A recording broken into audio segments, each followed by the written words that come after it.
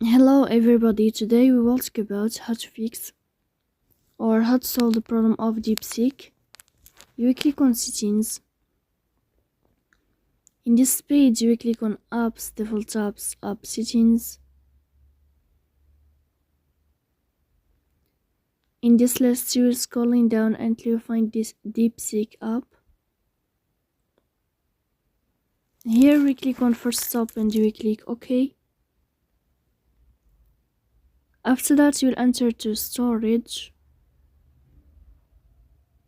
Then we click on clear cache.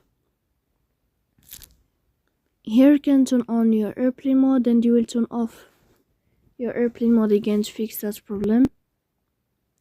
So that's all. Don't forget to support us by like and subscribe. See you next time and thank you for your watching and your attention.